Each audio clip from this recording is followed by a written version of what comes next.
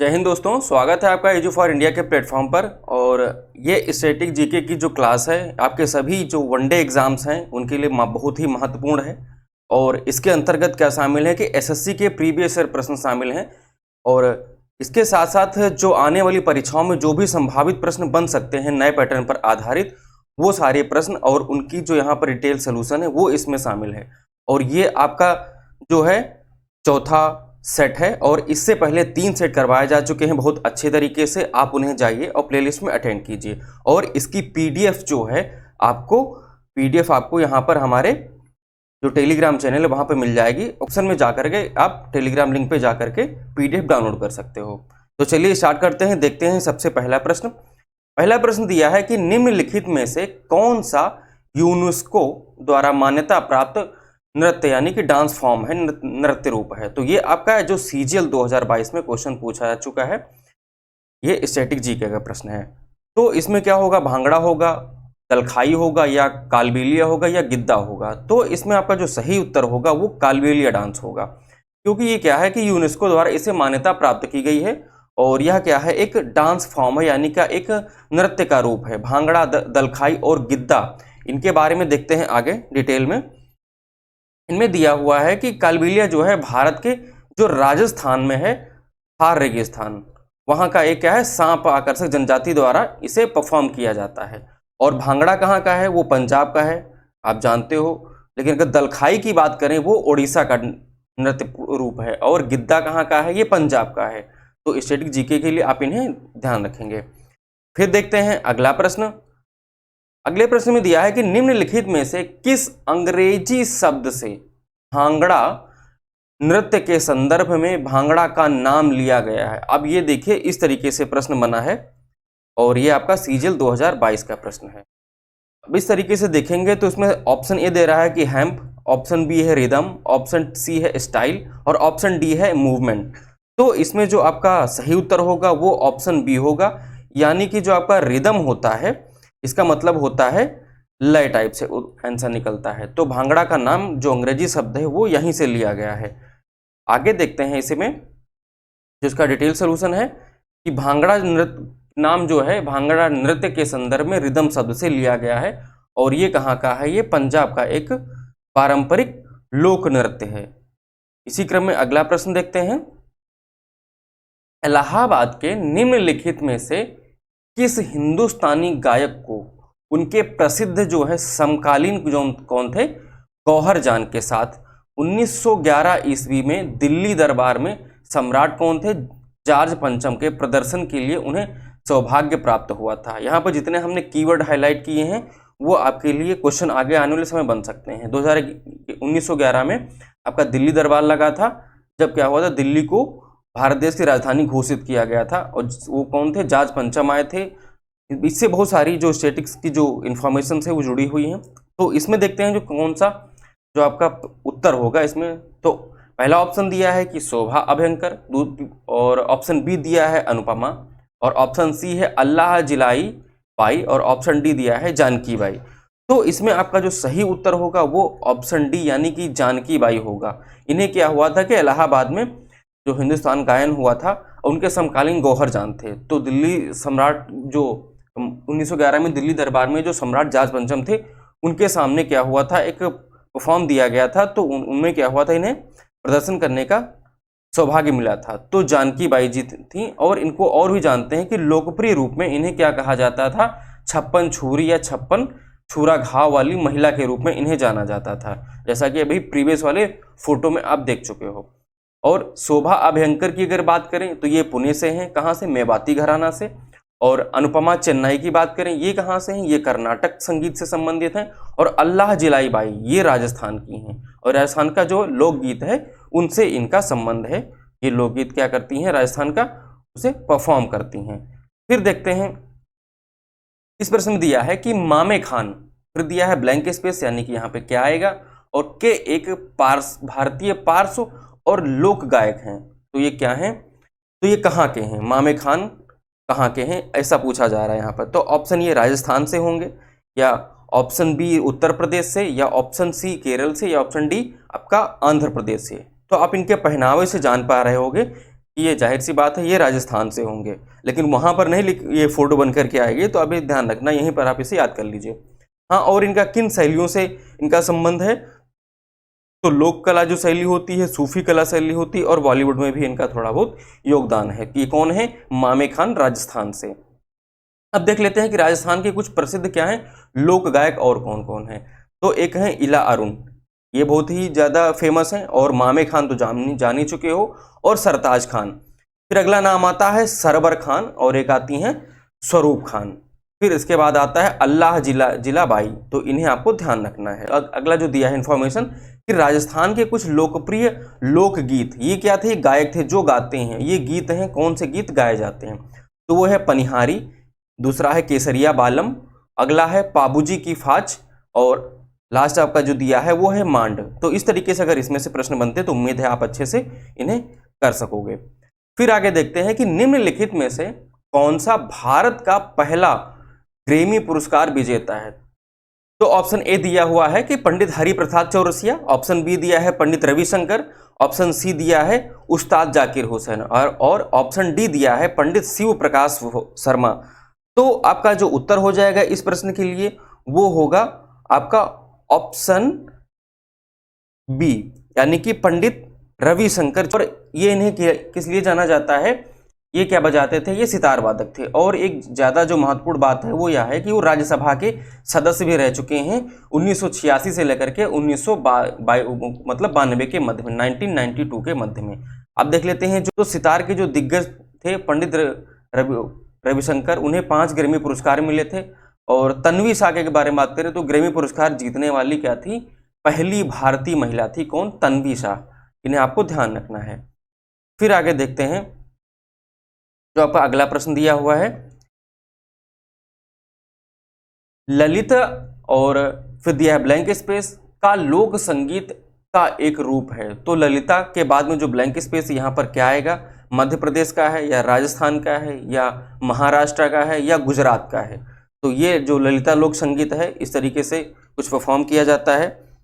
तो यहाँ पर जो आपका सही उत्तर होगा वो विकल्प सी सही उत्तर होगा, यानी कि महाराष्ट्र। महाराष्ट्र में क्या होता है, एक ललिता का जो है एक लोक संगीत का एक रूप है। अब इसके बारे में अगर आगे डिटेल देखें क्या है, महाराष्ट्र का क्या है, एक लोक संगीत का एक रूप है, एक फॉर्म है। और महाराष्ट्र के प्रसिद्ध कुछ लोक संगीत देख लेते हैं जो आपके एग्जाम में क्वेश्चन बन सकते हैं। तो पहला है भजन, दूसरा है भरूद, फिर आपका है गोंधल, कीर्तन और ललिता और अभंग और तुम्बाडी गायन, ये सब क्या है, वहाँ के लोकगीत हैं। और महाराष्ट्र के कुछ प्रसिद्ध क्या हैं, नृत्य हैं, यानी कि डांस है, वो कौन से हैं, धंगारी गाजा, कोली नृत्य, लावड़ी नृत्य, ये बहुत ही फेमस है, आपके क्वेश्चंस बन चुके हैं। और पोदास नृत्य और तमाशा, ये यहाँ से भी क्वेश्चंस आपके बन चुके हैं, आपको ध्यान रखना है। फिर देखते हैं आपका अगला प्रश्न कि निम्नलिखित में से किस राज्य में कजली पेंटिंग्स का पारंपरिक रूप से संबंधित है, और जिसमें क्या होता है, ब्रश का उपयोग नहीं किया जाता है। इस तरीके से क्वेश्चन आपका एसएससी के द्वारा पूछा गया। तो पहला ऑप्शन है झारखंड में ऐसा होता है, या फिर तमिलनाडु में होता है, या फिर केरल में, और या फिर ऑप्शन डी राजस्थान में। तो इसका जो सही उत्तर होगा वो ऑप्शन डी होगा। ये खास क्या है, ये कजली पेंटिंग है और ये पारंपरिक रूप से बनाई जाती है, और इसके बनाने में ब्रश का उपयोग नहीं होता है, यानी कि कजली पेंटिंग जिसमें ब्रश का इस्तेमाल नहीं किया जाता है। और ये राजस्थान का आपका पेंटिंग है। और कजली पेंटिंग क्या होता है, काले काजल और पत्थर के रंगों से ये क्या करती है, बनाई जाती है। इसे आपको ध्यान रखना है। फिर देखते हैं आपका जो अगला प्रश्न दिया हुआ है कि 1853 में किन 2 स्टेशनों के बीच पहली ट्रेन का उद्घाटन किया गया था। तो पहली ट्रेन का उद्घाटन आप जानते हो, तो इसमें सीधे ऑप्शन हम आपको बता रहे हैं कि मुंबई से ठाणे के बीच में।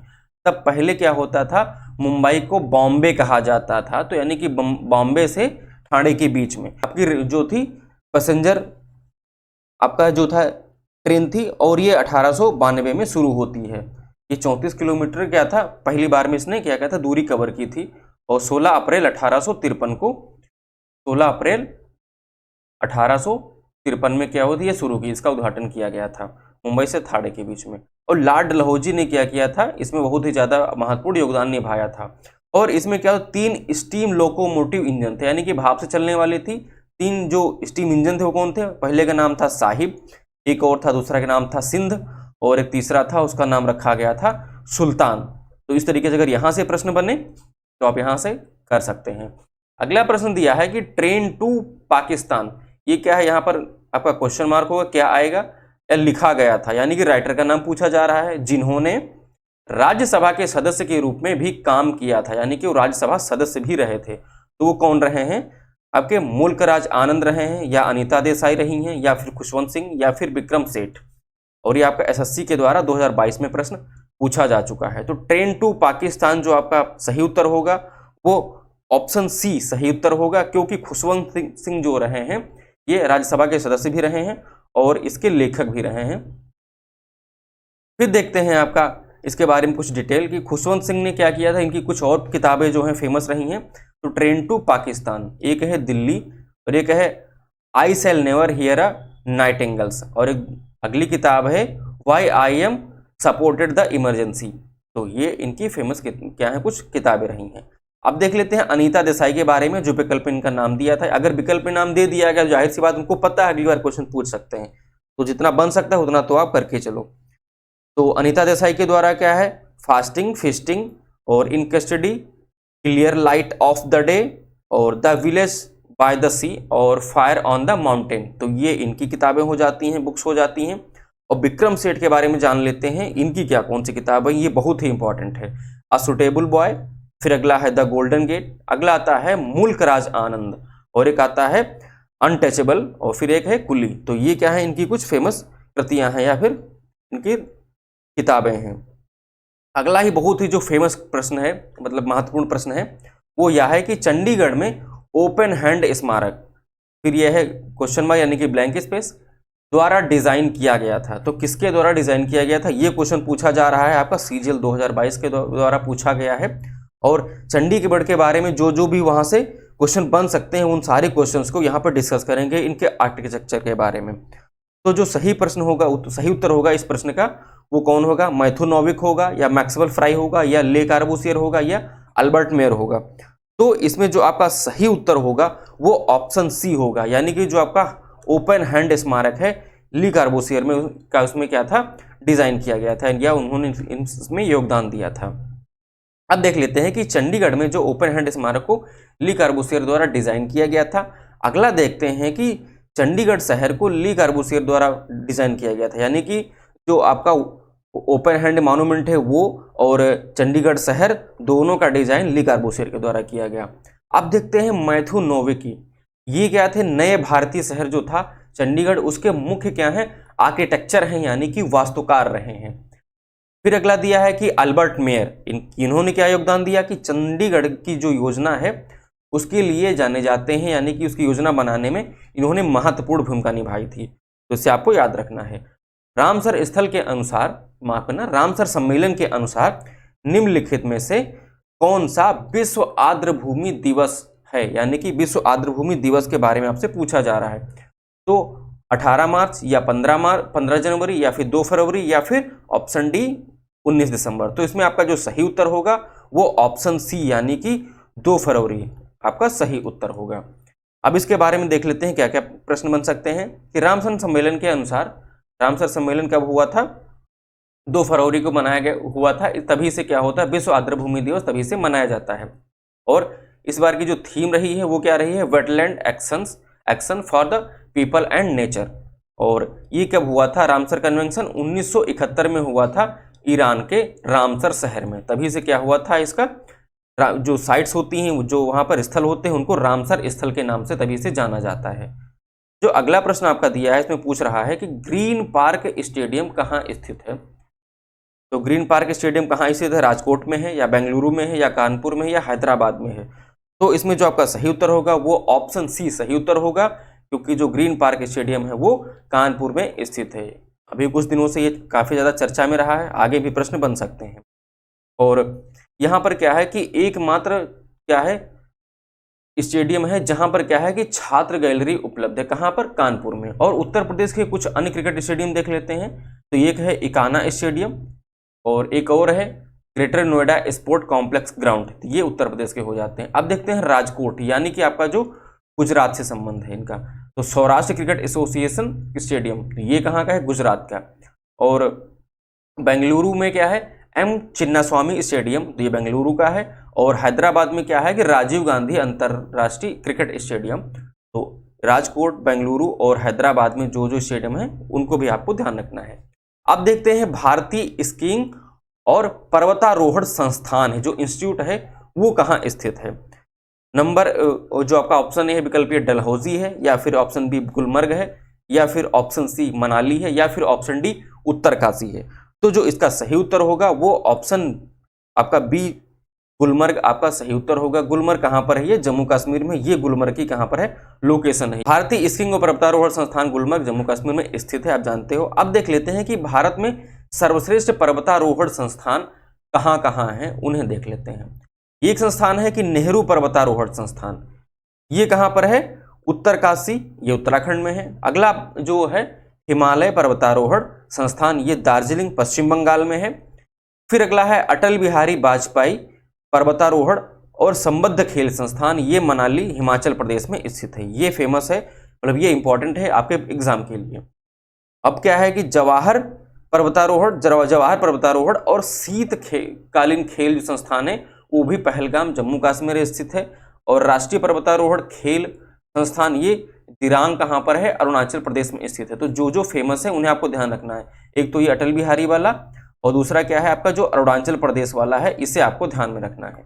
अगला प्रश्न देखते हैं कि पारो शहर, फिर दिया है इसमें ब्लैंक स्पेस, का प्रसिद्ध पर्यटन स्थल है, कहाँ का है वो? तो वो श्रीलंका का होगा, या फिर बांग्लादेश का होगा, या फिर भूटान का, या फिर भारत का। तो पारो शहर कहाँ स्थित है?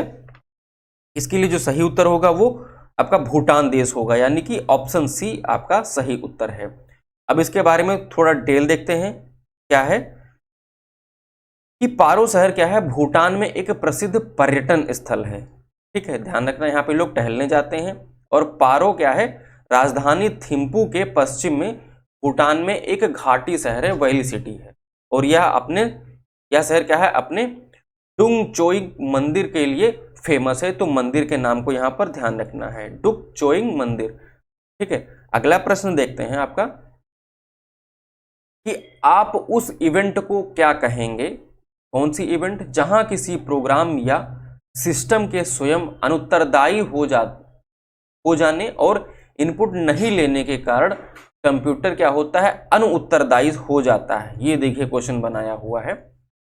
तो इस इवेंट को क्या कहेंगे? तो इस इवेंट को बूटिंग कहेंगे, या हैंगिंग कहेंगे, एग्जैक्टिंग कहेंगे, या मूविंग कहेंगे? तो इसमें क्या होगा? ऑप्शन बी आपका सही उत्तर होगा। क्योंकि जब क्या होता है, जब आपका कोई सिस्टम हैंग करता है तो वो इनपुट लेना बंद कर देता है और कोई भी काम करना रोक देता है, तो वो हैंगिंग होता है, ऑप्शन बी।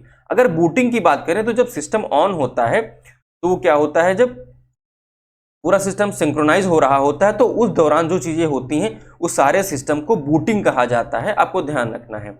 अब एग्जैक्टिंग और मूविंग क्या होता है, इसे देख लेते हैं। जो बूटिंग क्या है? कंप्यूटर शुरू करने वाली जो प्रक्रिया के दौरान होता है वो होता है। और एग्जैक्ट के बारे में क्या होता है कि जब डिवाइस से मीडिया को हटा देते हैं, उदाहरण के लिए जब किसी सीडी ट्रे को बाहर निकाल लेते हैं तो क्या होता है? वो एग्जैक्टिंग होता है। लेकिन क्या होता है? डिवाइस खुद नहीं हटता है। इसे आपको ध्यान में रखना अगर यहां से क्वेश्चन बने तब के लिए।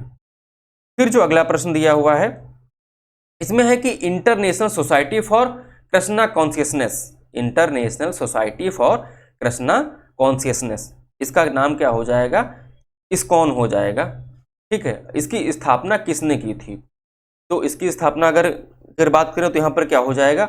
ऑप्शन ए विकल्प ए आपका सही उत्तर होगा। वो कौन थे? भक्ति वेदांत स्वामी प्रभुपाद। इन्होंने क्या किया था? इस्कॉन की स्थापना की थी, यानी कि international society for Krishna consciousness. ठीक है, तो इस तरीके से आपको ध्यान रखना है।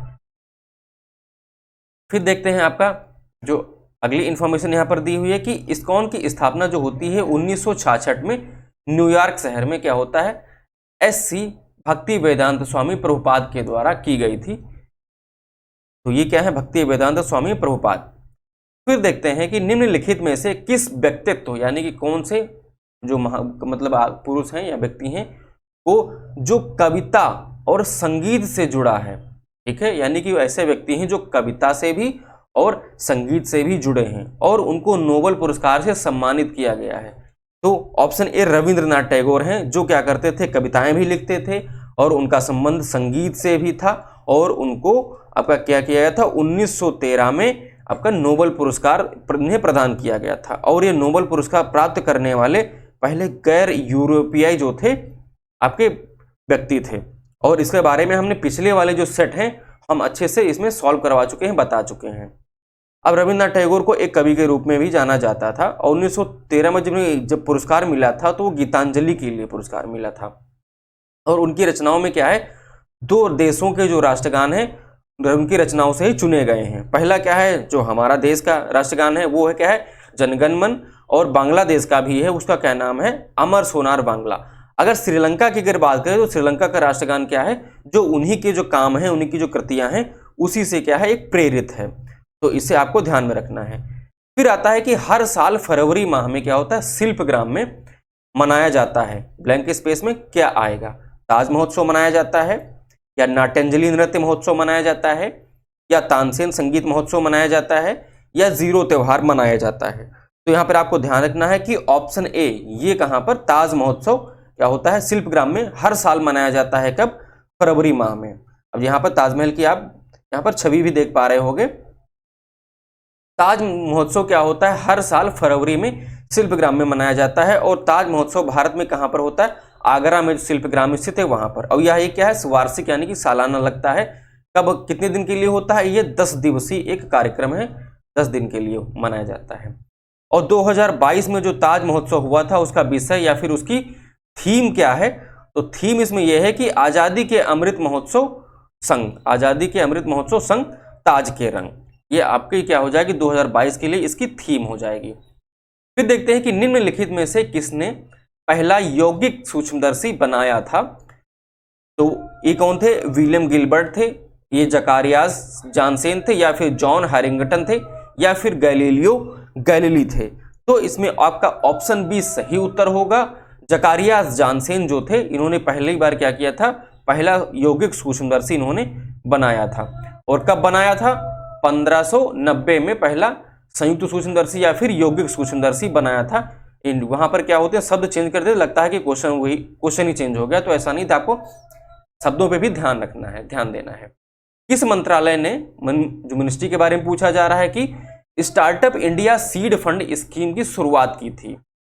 ये एसएससी के द्वारा प्रश्न पूछा गया 2022 में। तो स्टार्टअप इंडिया सीड फंड ये कौन किस शुरू करता है, ये वाणिज्य और उद्योग मंत्रालय शुरू करता है, या फिर वित्त मंत्रालय, या फिर कौशल विकास और उद्यमिता मंत्रालय, या फिर कपड़ा मंत्रालय। तो इन सारे मंत्रालयों के नाम दिए गए हैं और इसमें जो आपका सही उत्तर होगा वो आपका विकल्प ए, ऑप्शन ए आपका सही उत्तर होगा, यानी कि वाणिज्य और उद्योग मंत्रालय। ये क्या है, startup India seed fund scheme है। जो स्टार्टअप है उनको क्या करता है, वित्त प्रदान करता है। इस योजना का उद्देश्य क्या है कि सभी क्षेत्रों में स्वीकृत क्या इंक्यूबेटर के माध्यम से स्टार्टअप को सीड फंडिंग प्रदान करना, मुहैया कराना है। और 16 अप्रैल क्या होता है कि 2021 को क्या होता है कि वाणिज्य और उद्योग मंत्रालय के तहत उद्योग और आंतरिक व्यापार संवर्धन विभाग द्वारा इसे शुरू किया गया था। फिर अगला प्रश्न देखते हैं इसमें कि लॉटरी रेगुलेशन जो एक्ट आया था, लॉटरी रेगुलेशन जो आपका एक्ट है वो कब आया था, किस वर्ष पारित किया गया था। तो इसमें पारित करने का जो ईयर है, साल है, वो पूछ रहा है। तो ऑप्शन ए, विकल्प ए आपका सही उत्तर होगा। 1998 यानी कि 1998 में लॉटरी रेगुलेशन एक्ट पारित किया गया था। अब इसका मतलब क्या है, क्या योगदान है, तो लॉटरी नियमन अधिनियम क्या होता, ये कानून बनाया गया था 1998 में। ये करता क्या कि भारत में जो लॉटरी आयोजित करने की जो की जाती है उसके लिए केंद्र सरकार के लिए क्या होता है, संपूर्ण दिशा निर्देश ये देता है केंद्र सरकार की तरफ से। और लॉटरी विनियमन जो अधिनियम 1998 है, इसकी धारा जो है 12 क्या है, धारा 12 के अंतर्गत 12 के अंतर्गत क्या है, राज्यों को भी अपने नियम बनाने का अधिकार है। कभी कभी होता है कि कोई लॉटरी किसी स्टेट राज्य में चल रही होती है लेकिन किसी अन्य राज्य में नहीं चल रही होती है, तो ये क्या होता है, जो धारा जो 12 है इसके अंतर्गत राज्यों को अधिकार दिया गया इसको बनाने का। अगला प्रश्न है कि निम्नलिखित में से कौन मवेशियों की एक स्वदेशी डेयरी नस्ल है, यानी कि जानवरों की एक स्वदेशी डेयरी नस्ल है, वो कौन सी है? लाल सिंधी है, चिपपराई है, या फिर कन्नी है, या फिर कोम्बाई है? ये आपका सीजीएल 2022 का प्रश्न है। तो इसमें आपका जो सही उत्तर होगा वो ऑप्शन ए यानी कि लाल सिंधी यानी कि रेड सिंधी जो है आपका इसका उत्तर होगा। ये कहाँ की है? पाकिस्तान के सिंध प्रांत से उत्पन्न होने वाली एक प्रतिष्ठित गर्मी सहनशील दुधारू पशु नस्ल है। क्या होती है वो? गर्मी झेल सकती है। और चिप्पी पराई की बात करें, ये दक्षिण भारत में क्या है? साउथ इंडिया में तमिलनाडु के सायथाउंड की एक नस्ल है, यह ध्यान रखना है। अब कन्नी की बात करें, ये कुत्ते की एक दुर्लभ क्या है? स्वदेशी और दक्षिण भारतीय नस्ल है। हर एक शब्द को आपको अच्छे से ध्यान रखना है कि अगर आयोग क्वेश्चन बनाए तो आपसे न चूके। अगला दिया है कि कोम्बाई या फिर पॉलीगर, ये क्या है? एक कुत्ते की प्रजाति है, ये नस्ल है, वो तमिलनाडु का है, मूल नस्ल है, तमिलनाडु की एक मूल नस्ल है, किसकी? कुत्ते की। अगला प्रश्न दिया है जो आपका, उन भाषाओं में से एक जिसमें एक समकालीन भारतीय नोट के पीछे मूल्य वर्ग मुद्रित होता है, यानी कि जो पहला जो ब्लैंक स्पेस दिया उसकी जगह पर कौन आएगा? उस भाषा का नाम यहां पर पूछा जा रहा है। और ये क्या है आपका क्वेश्चन? भाषा के बारे में है। तो यहां पर जो पहला ऑप्शन दिया है वो बर्मीज होगा, या फिर ऑप्शन बी सिंगला होगा, या फिर ऑप्शन सी नेपाली होगा, या फिर ऑप्शन डी जोंगखा होगा। तो ये देख रहे होगे आपका एक नोट है और नोट के पीछे ये इतनी सारी भाषाएं क्या है यहाँ पर आपको नजर आ रही होंगी। तो इन भाषाओं में क्या है, ऐसा कौन सा है जो इसमें पीछे छपा हुआ है? तो जो ऑप्शन आपका सी होगा वो सही उत्तर होगा। इसमें क्या है? नेपाली जो भाषा है वो इसके अंतर्गत छपी हुई है। अब यहाँ पर देख लो 2000 2000 इस तरीके से कुछ यहाँ पर छपा हुआ है। ये सारी क्या है? भाषाएं हैं, अलग अलग भाषाएं हैं। तो इनमें क्या है? एक नेपाली भाषा भी है। अगला देखते हैं सिंहली के बारे में। यह क्या है? एक इंडो आर्यन भाषा है जो मुख्य रूप से श्रीलंका के सिंहली लोगों के द्वारा बोली जाती है। ये श्रीलंका की हो गई। और जोंगखा कहाँ की है? ये भूटान में बोले जाने वाली एक चीनी तिब्बती भाषा है, जोंगखा। और बर्मी की बात करें तो ये म्यांमार में बोली जाने वाली एक चीनी तिब्बती भाषा है। तो ये आज का सेशन यहाँ पर कंप्लीट होता है अभी का, और आगे के सेशन के लिए हमारे साथ बने रहिए। मिलते हैं आपको अगले सेशन में, तब तक के लिए जय हिंद दोस्तों।